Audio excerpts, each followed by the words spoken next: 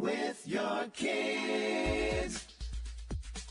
Hola, ni hao, konnichiwa, assalamu alaikum, shalom, mahaba, ciao, bonjour, namaste, jumbo, bienvenidos. Hey, my name is Jed Lee. Welcome to Reading with Your Kids. We're coming to you from the beautiful neighborhood of Reedville. It is located in the shadow of the Great Blue Hills in the southwest corner of Boston, Massachusetts. We are so very honored and so wicked happy that you're joining us in our mission to help all families grow closer through reading. We do that by sharing fun, thoughtful, and thought-provoking conversations with fascinating people who just happen to be writing books for kids of all ages. We would really appreciate it if you could tell all of your family and friends about the show. Tell your kids' teachers, their principals, their librarian. Tell the youth pastor at your church, the public librarian, that they can listen to the show on the WREB AM/FM 24/7 radio network, and they can find us on the iHeartRadio app, Spotify, Amazon Music, Apple, Good Pods, Podcast Addict, CastBox, Player FM, Boomplay, Ghana, wherever you find your favorite shows. We have 3 amazing guests for you today. Jennifer Nestor will be up first. She'll be celebrating Jane Escapes to the Jungle of Individuality. Later on, another Jane, Jane Smith, joins us from North Carolina to celebrate Teddy's Bear Takes a Tumble. Then we'll be returning to the International Children's Book Festival to speak with a young woman named Valentina who absolutely loves her city and tells us all about the beautiful city of Bologna. We would like to invite you to embark on a transformative journey with The Invisible Backpack, A Life of Courage, written by William Hartwick. Are you burdened by past hurts, grief, or trauma? William's heartfelt narrative, born from his own struggles with depression and Tourette syndrome, offers a pathway to lightening your load. Just like you, he knows the weight of an invisible backpack, growing heavier as life unfolds. But in his touching story, William invites you to courageously unpack it, making space for forgiveness, acceptance, tolerance, and love. Join William on a profound exploration of healing, blessings, and inner strength. Through William's vulnerability, he reveals the power of embracing your true self. Don't miss this inspirational tale of resilience and hope. Order your copy of The Invisible Backpack today and embark on a journey of self-discovery and courage. Get ready for a heartwarming adventure in Mommy's Day Off, the delightful picture book written by Jacqueline Christine. When young Louie's mom has to be away for a day, he's in for a wild ride with his dad. From waffle and ice cream breakfast to Wild West battles, they embark on an unforgettable journey filled with laughter and bonding. But as the day unfolds, Louie realizes there's a special magic that only his mom can bring to their home. Join Louie as he discovers the irreplaceable role his mom plays in his life, making Mommy's Day Off a touching tale of family, love, and the unique bond between a mother and her child. Get your copy today at Amazon or at JacquelineChristine.com. This episode of the Reading with Your Kids podcast is brought to you by the adventures of Toby Baxter, Book 2, River Home for the Holidays.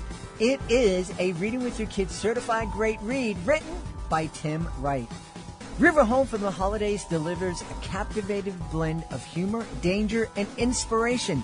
For lovers of fantasy with mythical creatures, this book is a must-read, promising a thrilling and heartwarming adventure. Dive into the enchanting world of River Home alongside Toby Baxter, and you won't be disappointed. It is a Reading with Your Kids certified great read, great middle grade novel. You want to add this to your family library. The Adventures of Toby Baxter, Book 2, River Home for the Holidays, written by Tim Wright. Join us right now from the beautiful Sunshine State of Florida. Our guest is here today to celebrate her brand new picture book. It's called Jane Escapes to the Jungle of Individuality. Please welcome to the show, Jennifer Nestor. Hey, Jennifer, how are you? Hi, I'm doing great. How are you doing today?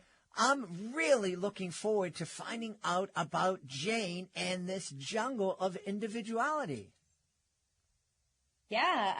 So dialing back to kind of the premise of the book, Jane is a young girl who is consistently experiencing some bullying at school on the school bus. And she ends up having a transparent conversation with her mom, about what was going on. She didn't want to go to school. And then she ends up experiencing it, again, and goes into a sort of dream state to kind of manage her anxiety. And in this dream state, she ends up in the jungle of individuality with all of these animal characters that have unique features and traits that make them who they are. So they go on this huge adventure through the jungle, and the story really comes full circle at the end. So I'm excited to talk a little bit more about it today. Yeah. It's funny, as you were speaking, it seems, we always hear about people wanting to express their individuality, but a lot of times that means that they're just kind of going along with the crowd. It's kind of like this weird kind of thing. Mm-hmm. Yeah, that's interesting. I think in this scenario, individuality is really more about embracing your own characteristics, which is really important for the topic within this book. It really covers a lot of things on like anxiety, bullying, mindfulness, and then also, again, those transparent conversations with parents. In her case, it's really feeling more about her being isolated and left out and not necessarily similar to her classmates, which is why she's getting picked on. So this scenario of individuality is a little bit different probably than what we hear from kids in school today. What was it that inspired this book? Yeah, that's a great question. I think what inspired this book really was from my experiences as a child, in addition to being a mentor for Big Brother, Big Sister here in Northeast Florida. I had some hard conversations with my little sister about what was going on in school with social media, incidents that had happened on the bus and other scenarios that really made me think that this was a really important topic to uncover, especially for the younger kids. You don't see a lot of picture books that tackle hard topics without it directly looking like you're teaching a lesson. And I feel like in this book, we were able to do that in a fun way by incorporating like these animal characters that have mohawks and, big white spots and a glittery red bow. Like we made it to the point where they were more of guides.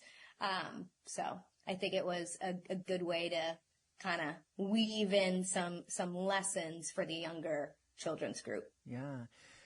I don't think we've talked about, and we're getting close to episode 2000 here, so there aren't many things that we haven't talked about.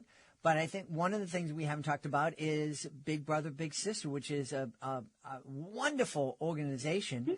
And so why don't we give them a little bit of love? Please remind everybody the mission of Big Brother, Big Sister. Yeah, Big Brother, Big Sister is incredible. I mentored with them for over 2 years, and what they do is they find kids that have come from extreme situations and hardships, and they provide them with what they like to call a match, which is a big brother or sister, pending, what if the child's a girl or a boy. They're usually matched up with their same sex, and then that mentor is able to do a community-based program, which is where you can take them out for like sports or crafts or any type of hobbies that they're passionate about. Or they have a in-school type of program too, where you can help them with homework and tutor them and help them with any type of topics related to the classroom. So I actually chose the community-based program during my tenure there, and really it's about being more of a friend to these kids instead of trying to parent them or be that type of adult that's telling them what to do. You're more so guiding them and listening to them and providing them with a safe space as far as being able to have open conversations and when you had asked about like inspiring for the book and the character, I think like for me personally, I don't have children, but being able to be a mentor throughout the program really helped me identify that there are important issues out there that should be addressed in a fun and loving way, in a safe way. So I think that program's incredible. They do a lot of great work here in Florida, and there are different divisions and chapters. And I believe that Big Brother Big Sister is actually national all across the U.S. So there should be chapters in other people's states too, where they can look more into the program and sign up to volunteer to be a big. Yeah, absolutely, absolutely. Have you always aspired to be a children's author? Yeah, ever since I was a little girl, I was writing stories and song lyrics and poems on my notebook and on my floppy disk. When the computer stuff came out, I would type stories up and just come up with all these like outlines and concepts and ideas. And I think for me, it wasn't necessarily about being just a children's author. I've always had a passion to be a writer and to tell stories and narratives that like make a positive impact and matter. So I fell into the children's authorship these past 2 years, really thinking about what direction I wanted to go in for my first book. And hopefully, over time, not only will there be more stories about Jane, but additional stories to come too. So I've always had a passion for writing and telling important, impactful stories for sure. Yeah. Why is it important for you for kids to embrace their individuality?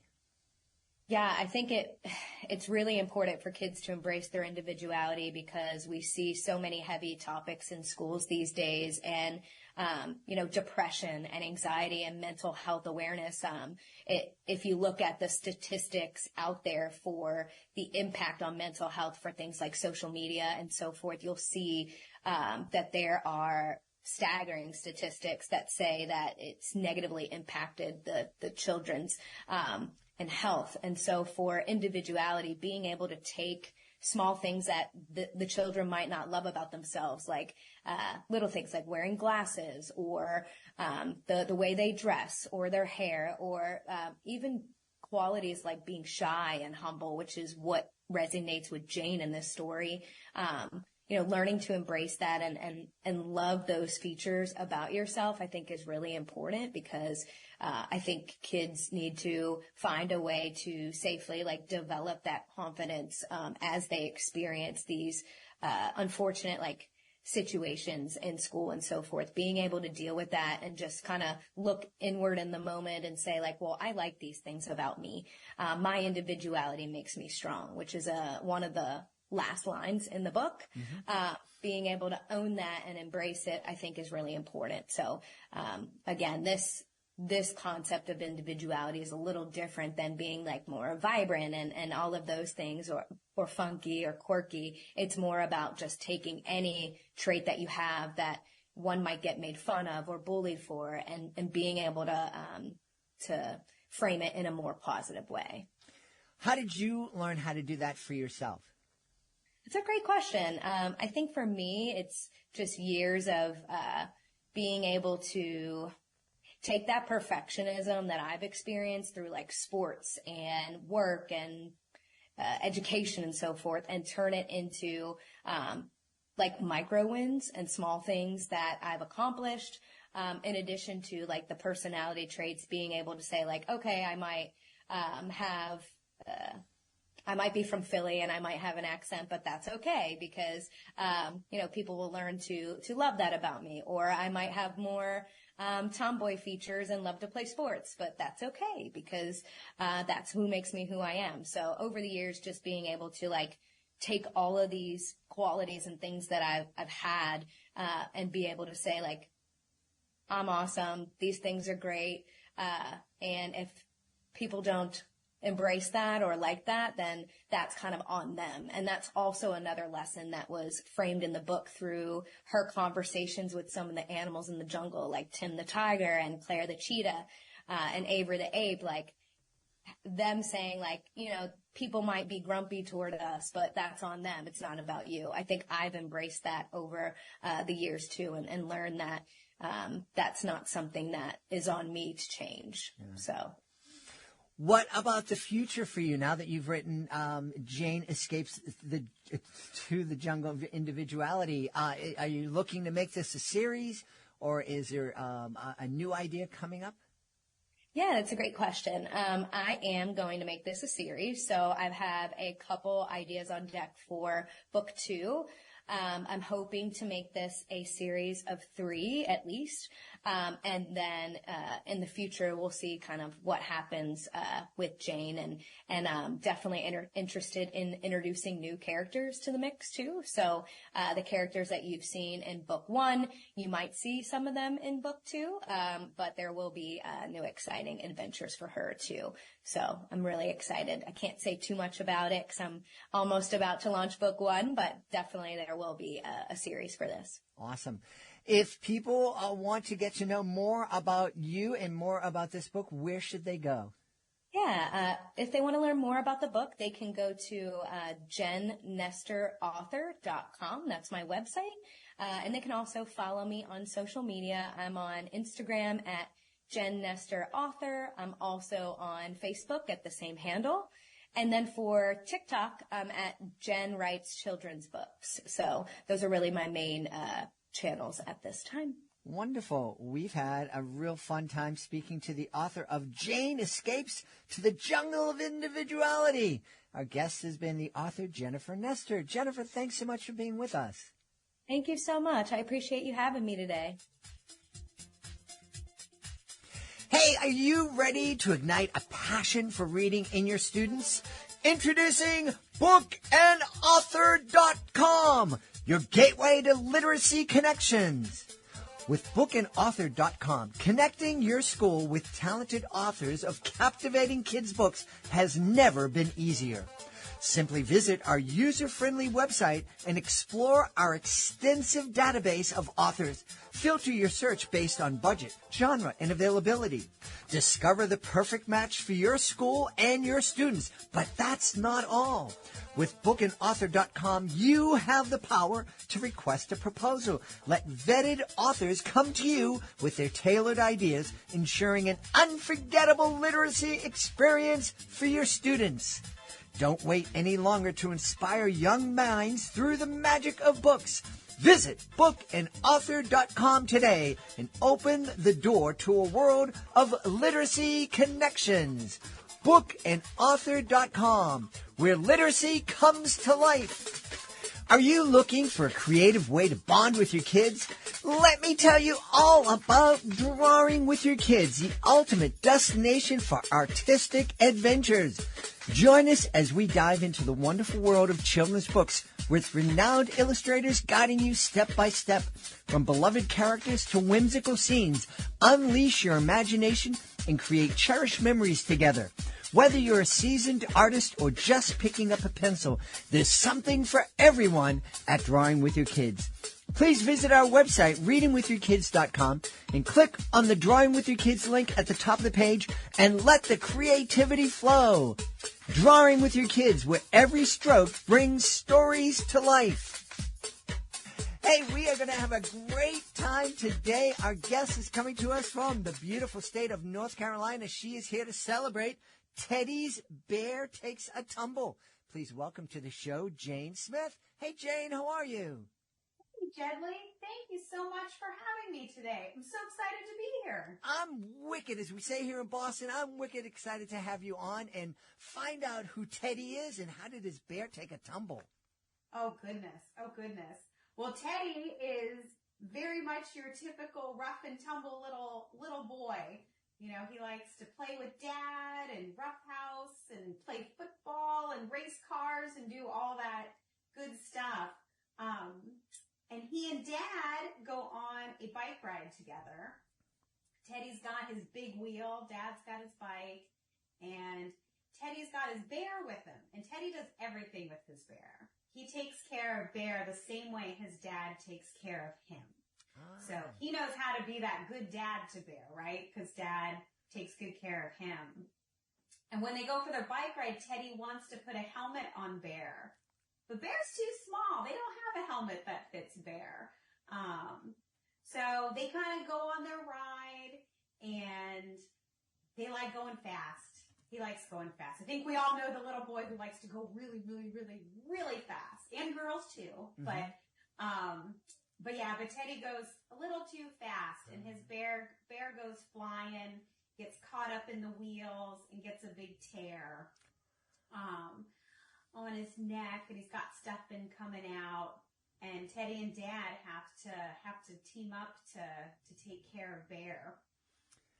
That's a tough one.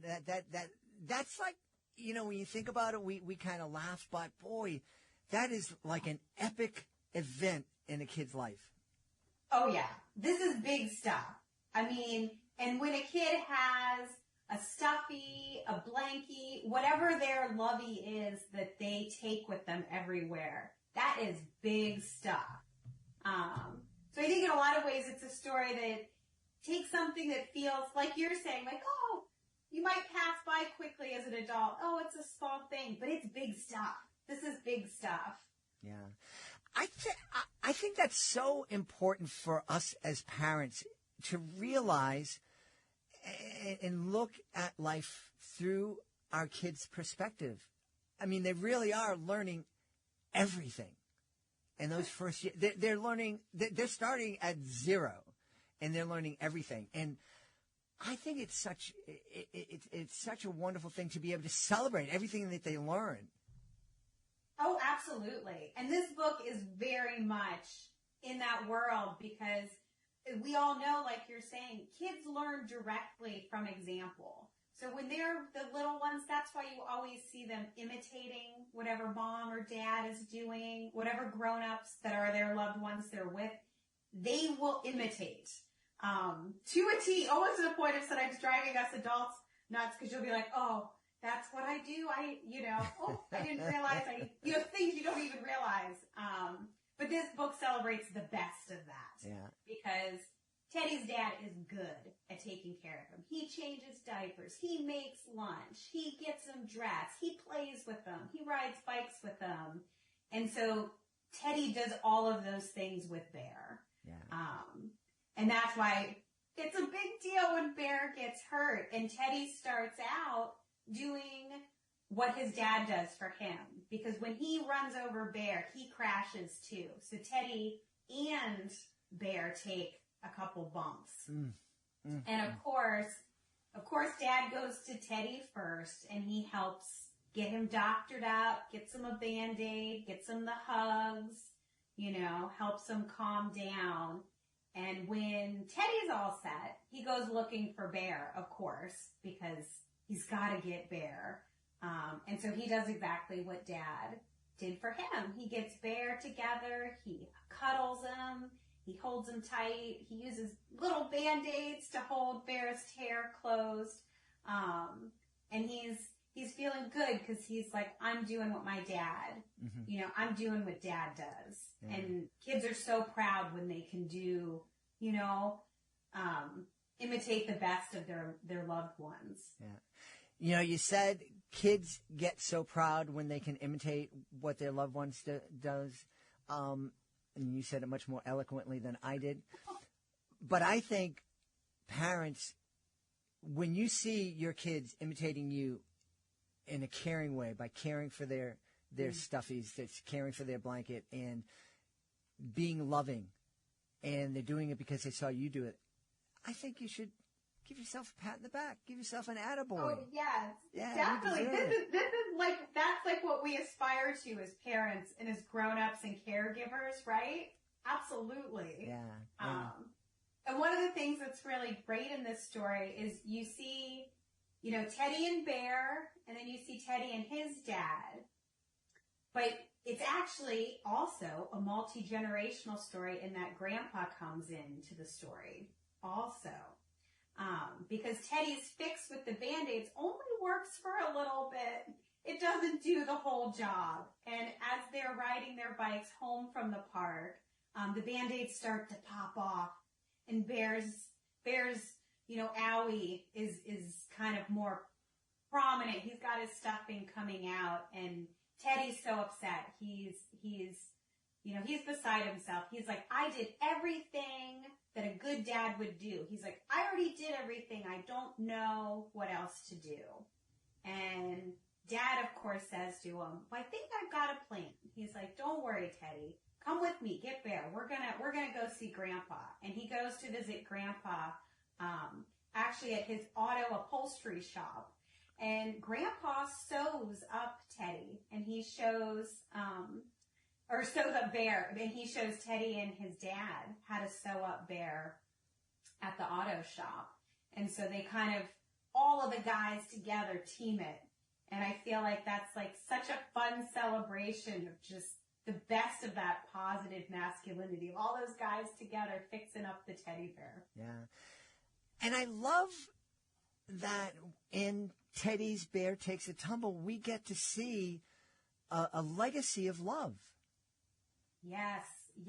I feel like one of the hearts of the story is really how when you pass kindness down through generations, that it builds even more. Like it's a force of nature to pass that down and to bring that legacy of kindness and caretaking. I really believe that it matters. Oh, it absolutely matters. And,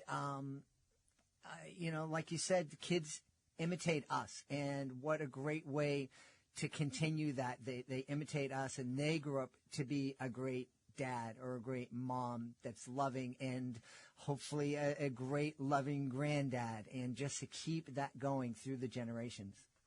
Oh, definitely. And I feel like it has that way of spiraling out into all their interactions. It's like the kid that, learns from mom and dad how to take care of their bear. They'll help brother and sister. They'll help friends at school. Like it kind of has that magic of just being something that's bigger than even one person. But it starts right there. Yeah. With the kid and the adult together. Yeah.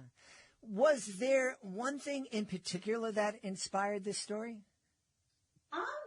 Honestly, my husband and my daughter are super duper close. These two are like the ultimate duo. And for me, it's been especially exciting to see them over the years be so close, because I was not close with my dad growing up. So it's really cool to see that in my family as an adult, to see something that I didn't really have when I was a kid. And so I think that's kind of just, really makes me feel like highlighting that importance and empowering somebody at any point in their life, you can jump into that cycle and make something good to share with the people that you love. Yeah. I was going to ask you, was it difficult writing this book, knowing that, I didn't have what I'm putting on the pages here? It's funny. I actually think it wasn't, because I think making books is a really healing process. I think a lot of creative people, probably even people who've been on your show before, probably even said that. I think as adults and as creative people, we heal ourselves through making our work and sharing it, and creating something sometimes better than what you had. Mm-hmm. So I actually very much enjoyed and found a lot of joy in making this book, and I really am enjoying sharing it now that it's here and it's real. That's wonderful. I love, that message that you're delivering to us here. It's like, maybe you didn't have it, but it doesn't mean that you can't start the legacy with you. Absolutely. I think it's one of those things at any moment, those gestures at any age, at any time, at any point in your family, you can offer this. You can give it and you can receive it. Definitely. Yeah. And I love that your husband and your daughter had that bond. very much have that bond with my son, but especially with my daughter. My son was he loved books and the video games and the screens. My daughter was let's go out and throw the football around, Dad. And it's like, okay, cool. And she would jump off the top of the table onto me, when we're watching WWE, and I survived that, thankfully. I love that. Yeah, I mean, it's a really, really cool thing. I love seeing my husband and the kiddo together. They're awesome. And in my house, I only have one, and it's always kind of unique, the households that are just the single kiddo, because they get all the parent attention. Because there's just one, so they get all of it. Yeah. But yeah, they're great. They're glued at the hip. They do everything together. And even now that she's a teenager, they're still super tight. And I can see how having that close relationship and that positive male role model makes all the difference. She's so much more confident than I was at her age. And is just very self-assured, and she always knows she has that support, like right behind her. It makes her really, really just fearless to go out into the world, which I think is amazing. Yeah. I love that. Yeah. I'm curious now that you're talking about your daughter and the relationship and how that inspired you. Why did you make the decision to make Teddy a guy? It's kind of funny. I think part of the reason I did that is because in the world we're living in today, I feel like there's a lot of things that could make you feel not so great about men and male role models in society. And I kind of feel like you can take that back by, again, coming back to this heart of passing kindness and a loving caretaking. And I feel like there's so many things in the world that if you can come together with that kindness, with that mindset that we can all be responsible for each other and take care of each other, we can make a better world. So maybe in some ways choosing to make it with all the boys was maybe me trying to put that little positivity out myself in thinking about building a better world. When you think about really dark things, like you're reading headlines and you're looking at like a shooting, or you're looking at some other act of violence, and you think about, well, how could maybe some of these things change? What could be the thing that changes those outcomes? And I feel like maybe my optimistic point of view is that it maybe starts all the way back in the beginning at home with that caretaker who is kind to you and says that it matters how you feel. It matters how you respond to, when something bad happens. When you fall off your bike and you hurt yourself, it matters that somebody says, I'm sorry you're hurt. It's okay. I'm going to help you. I'm going to be here. So yeah, I think really that's what I was thinking. Yeah. Well, I agree with you. And one of the reasons I launched the Reading with Your Kids podcast is because I think those conversations that are so important to have with our teenagers, with our young adult kids, they begin when they're babies. They begin when we're sitting together reading a book, when we're letting them know that we love them and care about them. Like you said, if you want to make a difference in the world and, in terms of the shooting and the violence, it's important to address what's going on with the kids involved in it. But if we want to make a real change in the world, it has to start with our babies and letting them know that they're loved. Absolutely. I do believe that. And kind of like we talked about earlier, I think when you get that kindness at home and you are able to build that kind of trust and that kind of caretaking for the people around you, you can take that beyond even your own family and home. And I I do think that matters and can have a positive effect.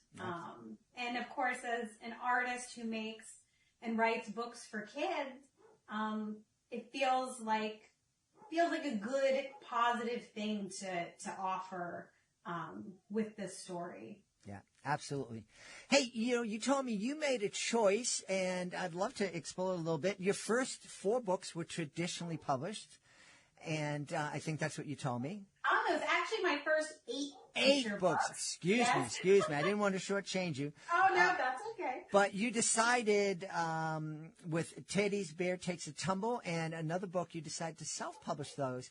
I'm curious as to why you made that decision, because it's every indie author that comes on the show, they hope, someday I hope I get traditionally published. You went the opposite way. You were traditionally published. Now you're doing these books independently. Well, to be honest, there's a lot of freedom in taking the reins and going after it yourself. Publishing is a very slow business. It takes a very long time to go through all the gatekeepers. Mm-hmm. And there's a lot of gatekeepers. Mm-hmm. It's like you first convince an agent, whether you currently have them or not, you still have to get them on board with your project.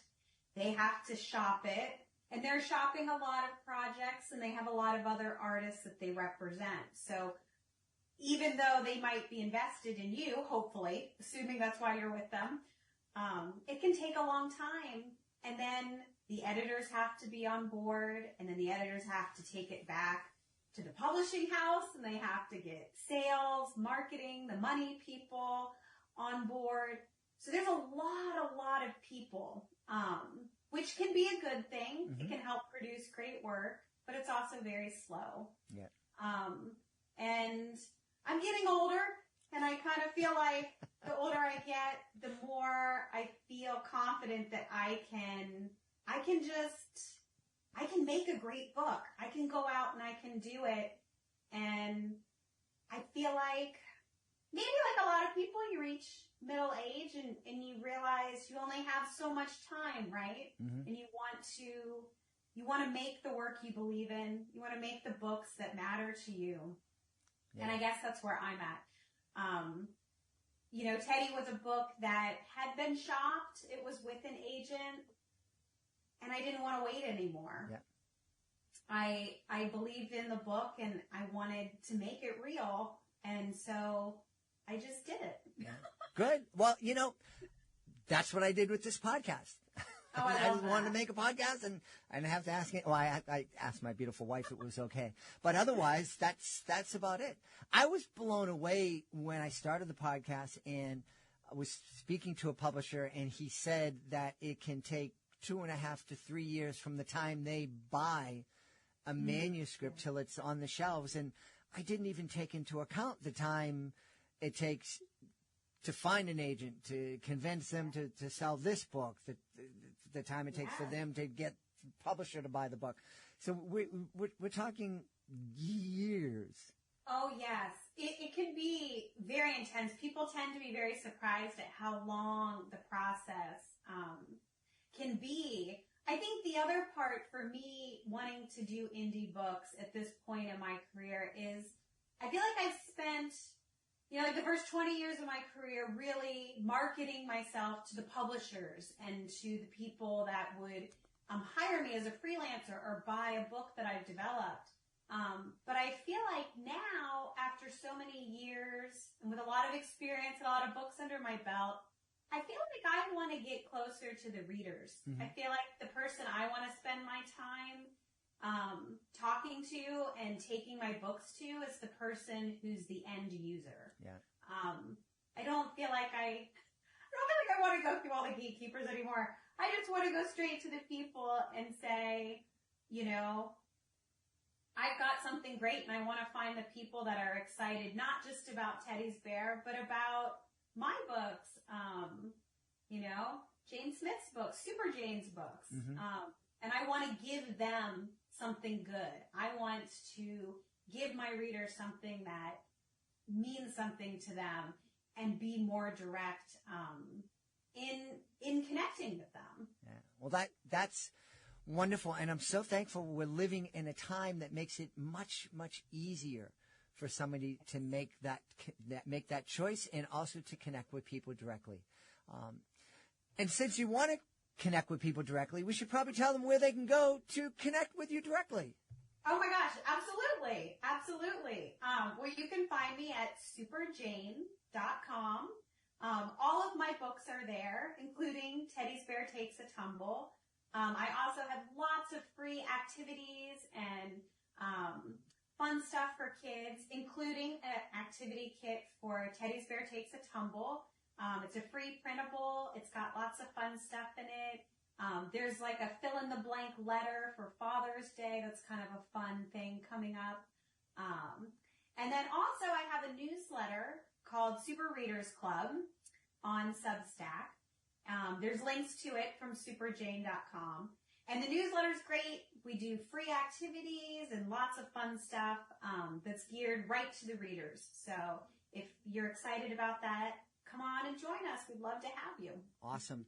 We've had a great time speaking to the author of Teddy's Bear Takes a Tumble. Our guest has been Jane Smith. Jane, thank you. You've been a super guest. Thank you so much. Thank you so much. I was so happy to be here. Before we invite our guest into the studio, I would love to invite you to visit a very special website. It's clownswithoutborders.org. Clownswithoutborders.org. This is a group that I absolutely adore. I am part of Clowns Without Borders, and I had the honor of being part of the 2023 tour of El Salvador. I had so much fun joining with artists from all over the world to bring a smile to people who really needed it and really appreciated it too. And we would love for you to join us as a monthly Joy Maker. The Joy Makers, they're a family of people just like you who love to laugh and make other people feel good. So please take a moment and visit clownswithoutborders.org and consider joining me as a Joy Maker. Hey there, families! Are you looking for an exciting way to bond and learn together? Look no further than our STEM is Family Fun video series. Join us as we explore the fascinating world of STEM through hands-on activities right in your own home. Our series features lessons from experts at renowned institutions like the San Diego Children's Discovery Museum, the National Children's Museum in Washington, D.C., and Children's Museum Houston. From making homemade rainbow bridges to creating an oboe out of a straw, there's something for everyone in the family to enjoy. So grab your lab coats and get ready for an adventure. Go to readingwithyourkids.com and click on the STEM is Family Fun link at the top of the page and let the learning and laughter begin. STEM is Family Fun, where learning and bonding go hand in hand. I'm back at the International Children's Book Festival in Bologna, and we've been talking, of course, to authors and publishers and illustrators. Right now, I want to talk to somebody about something that is beautiful, and that is the city of Bologna. This is fantastic. Valentina, you grew up here in Bologna. Yes, I'm a Bolognese doc, so I have the parents and the grandparents from Bologna, so I'm a pure Bolognese. There you go. What a beautiful city. It's a beautiful city, Bologna. I love it. So I'm in love with my city, and it is the best things that I have, Bologna, because there is a lot of tourism in these few years, and there is so many things. We have the 7 secrets of Bologna, like there is some harrods in the portico, because in the Middle Age, 2 guys wants to get in love with a girl, and they fight, so some arrows through to the porticos, and they still here. So if you find 3 arrows, you have luck. If you don't have many luck. All right, so I would have to.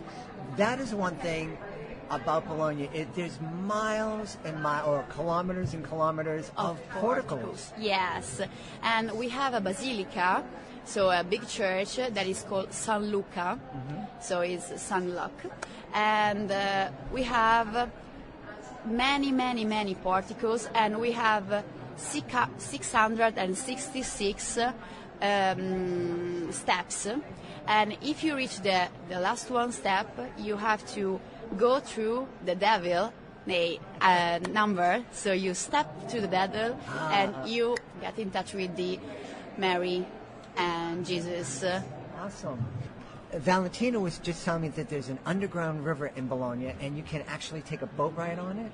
Yeah, we have a secret river under Bologna because in the ancient, Bologna is called the Little Venice in Italy because we have the canals through the underground city, and there is some tours that you can buy, and you have like a small boat, and you can take the ride, and you see to your eyes the steps from the other people that is going to have shopping in the city, because you're underground the city. So it's very, very nice. Unfortunately, we have no more rain seasons, so the river is quite small. So for the boat, we have to attend that it's raining, but it's very, very cool, very, very nice. And this is one of the other secrets of Bologna. We have to check that out. Tell me, how? One of the things that I was amazed at is that there's a cathedral on every corner. We're not talking a church. We're talking massive buildings with art, and they're everywhere.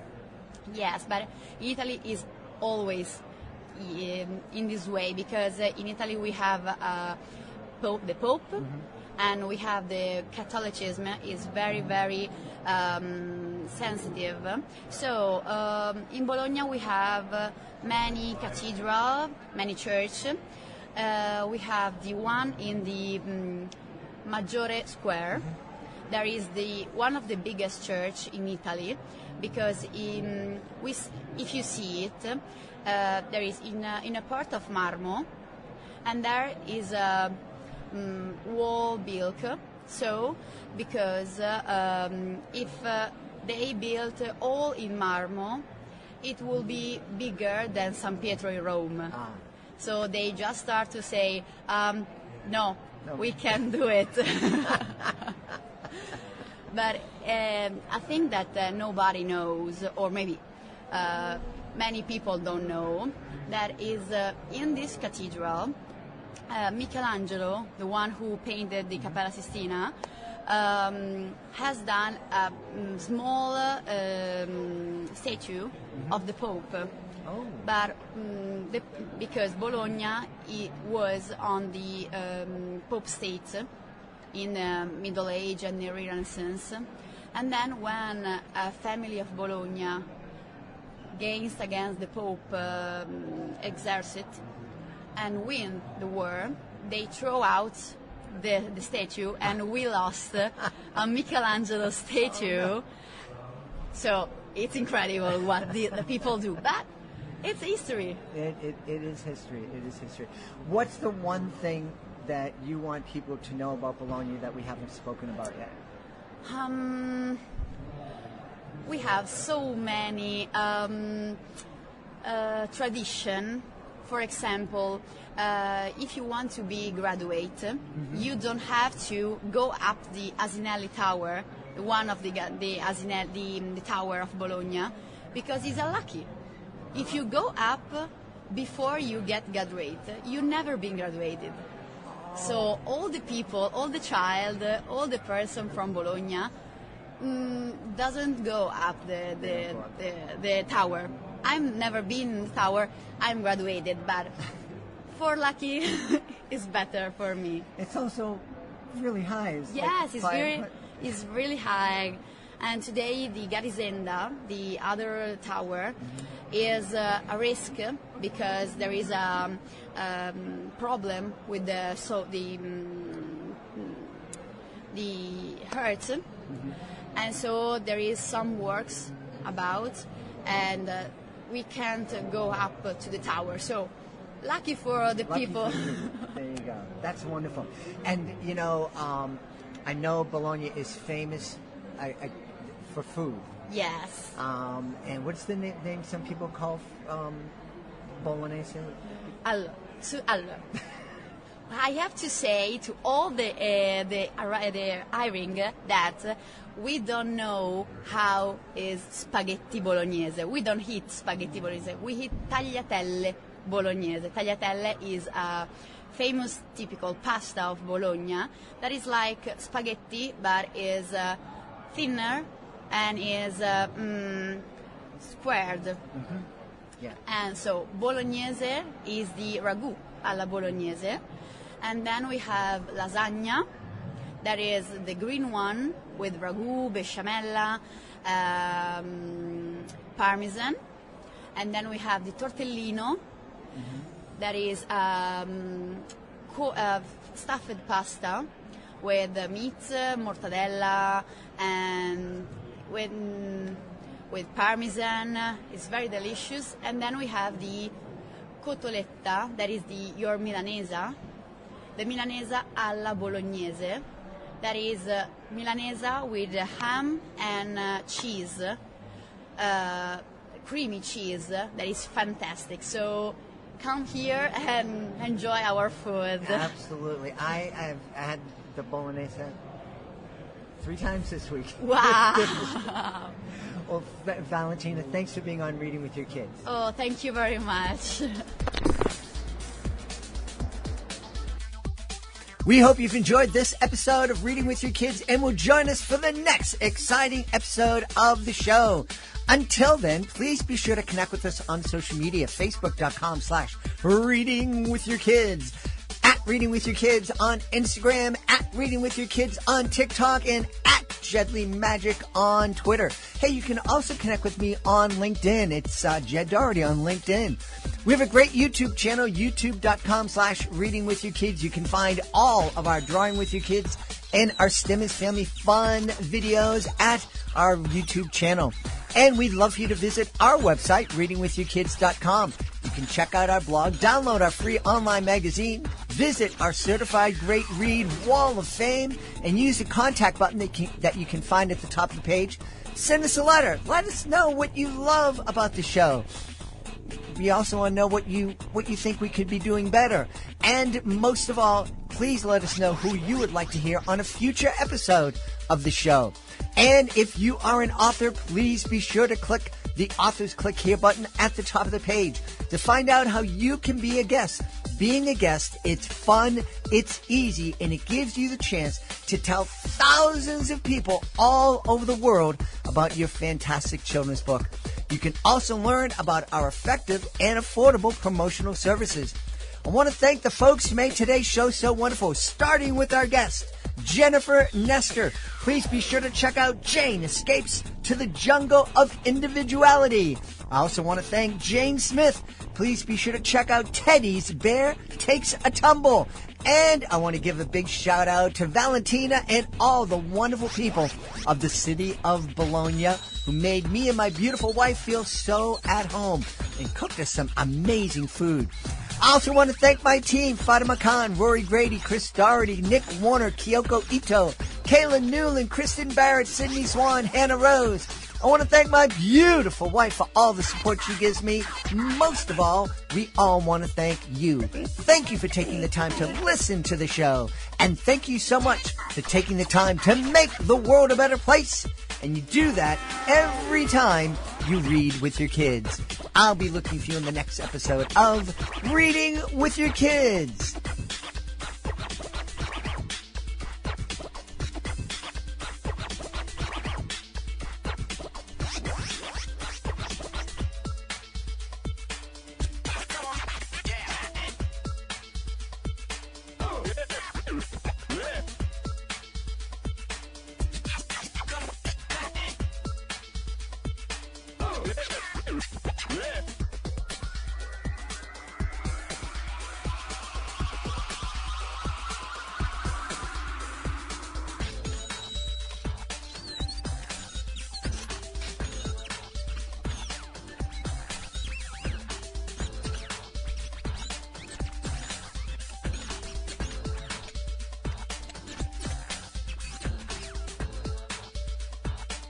episode.